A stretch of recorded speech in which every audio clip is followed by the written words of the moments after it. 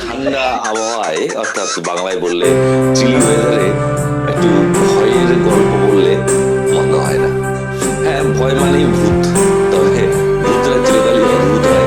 এরকমই এক অদ্ভুত ভূত হচ্ছে ইয়েতি, যার সাথে আমাদের পরিচয় হয়েছিল সুনীল গঙ্গোপাধ্যায়ের কাকাবাবু সিরিজের পাহাড় চূড়ায় আতঙ্ক উপন্যাসে অথবা টিনটিন ইন টিবেট কমিক্সে। সম্প্রতি ইয়েতিরা শিরোনামে চলে এসছে, কারণ টুইটার হ্যান্ডেলে পোস্ট করে ভারতীয় একদল সেনা তারা জানায় যে নেপালের মাকালু বেস ক্যাম্পের কাছে তারা ইয়েতির পায়ের ছাপ খুঁজে পেয়েছে। 6 এপ্রিল ভারতীয় সেনার তরফ থেকে পোস্ট করা টুইটার হ্যান্ডেলে দেখা যাচ্ছে একটা বিশাল আকৃতি পায়ের ছাপ, যার মাপ হচ্ছে 32x15 ইঞ্চি।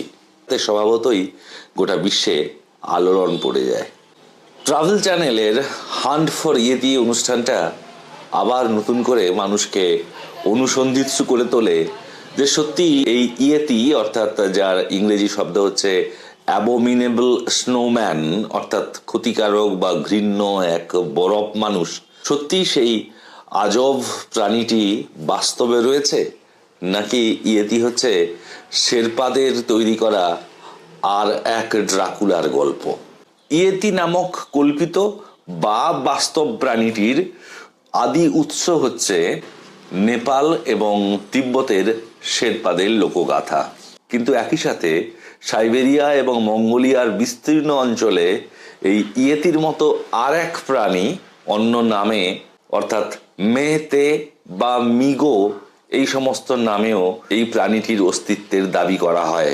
মনুষ্য সমাজের চোখে ফাঁকি দিয়ে বহাল তবিয়তে নাকি বিদ্যমান রয়েছে এই প্রাণী। তবে মানুষেরা, আমার আপনার মতো মানুষ না, যারা এভারেস্ট অভিযান করেন প্রাণের ঝুঁকি নিয়ে, তারা কিন্তু বারে বারে দাবি করেছেন ইয়েতি দর্শনের কথা। ইয়েতিকে নিয়ে গল্প মূলত নেপাল এবং তিব্বতে কেন্দ্রীভূত ছিল, কিন্তু 1921 সাল নাগাদ যখন পশ্চিমা অভিযাত্রীরা এভারেস্ট এবং অন্যান্য হিমালয়ান শৃঙ্গ জয় করার জন্য যখন এই অঞ্চলে পা বাড়ালো, তখন তাদের মুখে মুখে এই ইয়েতির গল্প সারা ইউরোপ তথা দুনিয়াতে ছড়িয়ে পড়ল। 1921 সালে চার্লস হাওয়ার এবং বারি মাউন্ট প্রথম এভারেস্ট অভিযান পরিচালনা করেন এবং তারা তখনই দাবি করেন তারা মিথোকামিংকে দেখতে পেয়েছেন। মিথোকামিং কথাটির অর্থ হচ্ছে ভল্লুক তুষার মানব। তুষার শৃঙ্গ এভারেস্টের ডেথ জোন থেকে মাত্র 786 মিটার নিচে রয়েছে রংবুক বলে এক দুর্গম এবং রহস্যময় ক্ষেত্র। 1922 সালে এক এভারেস্ট অভিযানে বহু পর্বত আরোহী ওই অঞ্চলে নিখোঁজ হয়ে যান। তাদের মধ্যে ছিলেন একজন নামকরা চিকিৎসক আলেকজান্ডার কিউলাস্ক, এবং মৃত্যুর আগে তিনি নাকি বারে বারে প্রলাপের মতো করে এক লোমশ প্রাণী দর্শনের কথা বলে গেছেন, যার পর থেকে মনে করা হয় যে ইয়েতির দেখা পাওয়া হচ্ছে না সৌভাগ্যের না দুর্ভাগ্যের লক্ষণ বা আসন্ন মৃত্যুর ইঙ্গিতবাহী।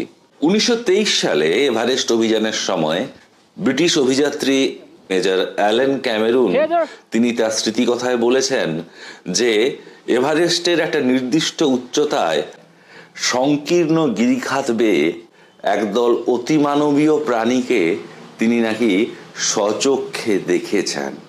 ইয়েতিকে নিয়ে এই যে গল্প বা গুজব বা বাস্তব, এই পালে সব থেকে বেশি হাওয়া দেন স্বয়ং তেনজিং নোরগে। তিনি তার আত্মজীবনীতে কিন্তু এই ইয়েতির দেখা পাওয়ার কথা কিন্তু উল্লেখ করেছেন। ফলে স্বাভাবিকভাবেই তেনজিং নোরগে এবং এডমন্ড হিলারির প্রথম সফল এভারেস্ট অভিযানের আখ্যানের হাত ধরে ইয়েতির গল্প সারা পৃথিবীতে ছড়িয়ে পড়ে। মানুষ কৌতূহলী হয় যে সত্যি কি আমাদের এই জগতে এমন কোনো মানুষ বাস করে যে মানুষ হয়েও মানুষ নয়। ইয়েতিতে বিশ্বাস এমনভাবে আমাদের জীবনে জাঁকিয়ে বসে রয়েছে যে নেপালে ইয়েতিকে নিয়ে ডাক টিকিট প্রকাশ পেয়েছে। এমনকি রয়েছে এক বিশেষ বিমান সংস্থা যার নাম হচ্ছে ইয়েতি এয়ারলাইন্স, যার কথা একটু পরে আসছি। এই ইয়েতিরা পাড়ি জমায় সুদূর হলিউডে। হলিউডের বিখ্যাত অভিনেতা জেমস স্টুয়ার্ট 1950 সালে দাবি করেন যে তিনি একটি ইয়েতির আঙুল সংগ্রহ করেছেন এবং পরবর্তীকালে সেই আঙুলের ফরেনসিক টেস্ট হয়, যাতে এটা প্রমাণ হয় যে এটি হচ্ছে কোনো এক মানুষের আঙুল। বিখ্যাত পর্বতারোহী রাইনহোল্ড মেসনার বোধহয় পৃথিবীর সব থেকে বিখ্যাত ইয়েতি শিকারী, এবং এই ইয়েতির সন্ধানে তিনি ঘুরে বেরিয়েছেন নেপাল, ভুটান, ভারত, মঙ্গোলিয়া, এমনকি সাইবেরিয়া পর্যন্ত। 12 বছরের এই অভিযান শেষে মেসনারের কনক্লুশন হচ্ছে যে ইয়েতি আসলে এক ধরনের মেরু ভালুক, আর কিচ্ছু না। 1986 সালে আরেক বিখ্যাত পর্বতারোহী অ্যান্থনি উলরিজকে ইয়েতি দর্শন দেয়, এবং শুধু তাই নয়, উলরিজের দাবি মতো ইয়েতি তার ক্যামেরার সামনে পোজ দেয় এবং তাকে দুখানা ছবিও তুলতে দেয়। আশ্চর্যের ব্যাপার, সেই ছবিগুলিকে বিশ্লেষণ করে দেখা গেল যে সেগুলো কোনো কৃত্রিম ছবি নয়, সেগুলো কোনো ফটোশপ করা ছবি নয়, সেগুলো আসল ক্যামেরায় তোলা ছবি। পরবর্তীকালে যখন ছবি নিয়ে আরও গবেষণা করা হলো তথাকথিত ইয়েতির, বোঝা গেল যে যেটাকে ইয়েতি বলে মনে হচ্ছিল আসলে সেটা হিমালয়ের একটা পাথর, যেটা প্রকৃতির খেয়ালে ক্ষয়ে একটা মানুষের পিঠের আকার নিয়েছে। Final match you perform, what happening? Huh?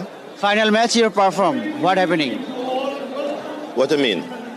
Edinburgh চিড়িয়াখানা দাবি করে যে তাদের কাছে ইয়েতির আঙুল রয়েছে, এবং 2011 সালে ডিএনএ টেস্টে এটা প্রমাণিত হয় যে সেটা মনুষ্য জাতীয় কোনো প্রাণীর হাতের আঙুল। 2014 সালে অক্সফোর্ড বিশ্ববিদ্যালয়ের একদল গবেষক তারা ইয়েতি নিয়ে গবেষণা করতে নামেন, এবং গবেষণা করে তারা এই সিদ্ধান্তে পৌঁছান যে ইয়েতিরা হচ্ছে আসলে বিলুপ্ত প্রায় এক মেরু ভালুক।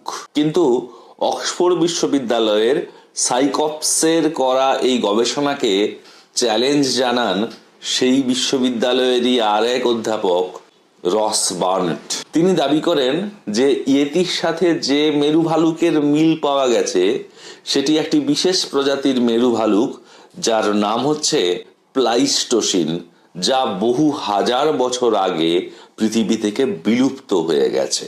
এবং আধুনিক মেরু ভালুকের সাথে এই ডিএনএর খুব সামান্য মিল রয়েছে। এখনো পর্যন্ত ইয়েতি দাবি করা 24টি প্রাণীজ দেহাবশেষের গবেষণা করা হয়েছে, এবং দেখা গেছে যে গবেষণাকৃত কিছু দাঁত সেগুলো আসলে কোনো গৃহপালিত কুকুরের, কিছু লোম যেটা তিব্বতে পাওয়া যায় এমন এক প্রকার বাদামি ভালুকের, আর একটি হচ্ছে এশিয়ান কালো ভালুকের দেহাবশেষ। তো ইয়েতির এই গবেষণার ফলে আর একটা যেটা ভালো জিনিস হয়েছে সেটা হচ্ছে যে এশিয়ান ভালুক সম্পর্কে জীববিজ্ঞানীরা একটা মোটামুটি একটা পরিষ্কার কনসেপ্ট পেয়েছেন। এখন দেখুন, ইয়েতি সত্যি আছে নাকি নেই, নাকি যারা ভূতের মতো শুধুমাত্র গ্রামে রাত্রিবেলা লোডশেডিংয়ে খুব লাজুকভাবে দেখা দেয়, নাকি তারা শহর পছন্দ করে না, আমরা জানি না। তবে হ্যাঁ, মানুষ একটা ব্যাপারে ইয়েতি কেন ভূত ভগবানকেও ছাড়িয়ে যায় সেটা হচ্ছে যেখানে দেখিবেন ব্যবসার সুযোগ সেখানেই এক্সপ্লোর করিবেন। পলিটিক্যাল কানেকশন না তলা থেকে উপর অব্দি, ওর বাপকেও চিনি। আপনি প্রমোদ প্রধানের পিতাজিকে ভি চেনেন? কে রে মোড়া? ভয়কে নিয়ে শুরু হলো ব্যবসা। 2011 সালে রাশিয়ান গবেষক বাইন্ডারজেল দাবি করলেন যে একেবারে নির্ঘাত প্রমাণ রয়েছে যে সাইবেরিয়াতে ইয়েতি এসছে, বোধহয় নেপাল থেকে ইয়েতি এয়ারলাইন্সে চেপে সাইবেরিয়াতে অবতরণ করেছে। তিনি ইয়েতির বাসার ছবি মিডিয়াতে পোস্ট করলেন, দেখালেন যে ইয়েতির যাতায়াতের পথ, যেটা নাকি বড় বড় গাছপালাকে দুমড়ে মুচড়ে ইয়েতি তার যাতায়াতের রাস্তা করে নিয়েছে। কিন্তু পরে জানা গেল পুরো ব্যাপারটাই হচ্ছে ধাপ্পাবাজি। আসলে প্রবল আর্থিক সংকটে ভোগা রাশিয়ান সরকার এই ইয়েতির গল্প ফেঁদে ফিয়ার ট্যুরিজম অর্থাৎ ভয়কে নিয়ে বাণিজ্য করতে চেয়েছিল। সাইবেরিয়াতে পর্যটক আকর্ষণ করার ফিকির ছিল এটি। অবাক হবেন, 1950 সালে নেপাল সরকার তারা লাইসেন্স বিক্রি করতে শুরু করে। কিসের লাইসেন্স? ইয়েতিকে মারার বন্দুকের লাইসেন্স। যদিও ইয়েতি আছে কি নেই তা ইয়েতিরাই বলতে পারবে। ভুটানের সাংস্তে বলে এক অভয়ারণ্য রয়েছে, বাংলায় যদি বলি স্যাংচুয়ারি রয়েছে, সেখানে নাকি ইয়েতি সংরক্ষণ করা হয়। জানি না কারা ইয়েতি সংরক্ষণ করে, তারা তাদের সূক্ষ্ম চোখে কিভাবে ইয়েতি দর্শন করে সেও এক রহস্য। তবে হ্যাঁ, স্থূল চোখে সেই অভয়ারণ্যের যারা কর্মচারী তারা যে ভালোই আর্থিকভাবে ইয়েতির নামে লাভবান হয় এটুকু বুঝতে সময় লাগে না। নেপালে এক বিখ্যাত 5 তারা হোটেল রয়েছে, যাতে একটা ইয়েতি ইরি ফিলিং দেওয়ার চেষ্টা করা হয়, অর্থাৎ ভয় দেখানোর চেষ্টা করা হয় ওই ড্রাকুলা স্টাইলে। যে 5 স্টার হোটেলের চেনের নাম হচ্ছে ইয়ক অ্যান্ড ইয়েতি। থাকবেন নাকি সেখানে? এরপরে প্রকাশ্যে আসে পশ্চিম নেপালের মেনলং হিমবাহে ইয়েতির পাক্কা ক্লিয়ার রঙিন সাদা কালো ছবি। এখন রঙিন না সাদা কালো নাকি সেটা আদৌ ছবি বোঝা খুব মুশকিল, কারণ সময়টা ফটোশপের হয়ে গেছে। কিন্তু যারা ছবি তুলেছেন তারা ইয়েতিকে বোতল বন্দি করতে পারেননি, জীবিত বা মৃত। তবে যদি আমরা বাস্তবে আসি, হতে পারে এটা কাকতালীয় যে নেপালের একটি প্রথম সারির বেসরকারি বিমান সংস্থা হচ্ছে ইয়েতি এয়ারলাইন্স, এবং ওই বিমান সংস্থার যদি আমরা রেকর্ড ঘাঁটি দেখব যে এই ইয়েতি এয়ারলাইন্স বারে বারে হয়তো বা নামের কারণে বা হয়তো অন্য কোনো কারণে বা হয়তো পাইলটের ভুলে দুর্ঘটনাগ্রস্ত হয়েছে। পোখরা বিমানবন্দরে সম্প্রতি তাদের বিমান দুর্ঘটনায় 58 জন মারা গেছেন। এমনকি ইয়েতি এয়ারলাইন্সের একটা সিস্টার কনসার্ন তারা এয়ারলাইন্স, সেই তারা এয়ারলাইন্সও বারে বারে দুর্ঘটনার কবলে পড়েছে, এবং অবশেষে ইয়েতি এয়ারলাইন্স তাদের বিমানগুলোর অনেকাংশই বেচে দিতে বাধ্য হয়েছে। পৃথিবীতে এমন বহু কিছু জিনিস রয়েছে যেটা রহস্য। আসলে কিছু রহস্য বোধহয় থাকা ভালো। সবকিছু দিনের আলোয় যদি স্পষ্ট হয়ে যায় তাহলে রাতের আলোর মাহাত্ম্য থাকে না। তাই তো বিজ্ঞানের এক নতুন ধারা আজকাল জনপ্রিয় হচ্ছে, যার নাম হচ্ছে ক্রিপ্টোজিওলজি।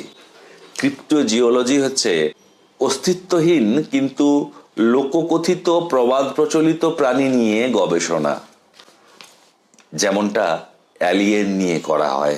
এই ইয়েতির গল্পটা কেমন লাগলো জানাবেন। তবে একটা কথা নিশ্চিত করে বলতে পারি যে কেউ ভয় পাননি। আসলে ভয় পেতে আমরা ভুলে গেছি। মনে করুন তো, ছোট্টবেলায় যখন সেই গ্রামের বাড়িতে আমরা থাকতাম, যখন ইলেকট্রিকের আলো আসেনি, তখন সেই ভূত পেতনি দত্তি দানোর গল্প শুনে মায়ের আঁচলে মুখ লুকোতাম। মনে হতো ব্রহ্মদৈত্যী শাঁকচুন্নি সব রাত্রিবেলা তেড়ে মেড়ে আসছে। কোথায় হারিয়ে গেল সেই সুন্দর ছোট্টবেলা? আজকের বাচ্চারা না, তারা আর ভয় পায় না। জীবনে কখনো কখনো একটু ভয় পাওয়ারও দরকার রয়েছে। ভয় পাওয়ার এক আলাদা আনন্দ, আলাদা রোমাঞ্চ রয়েছে। তাই এই সমস্ত ভূতেদের উজ্জ্বল ভবিষ্যৎ কামনা করে সবাইকে নমস্কার জানিয়ে শেষ করলাম। ধন্যবাদ।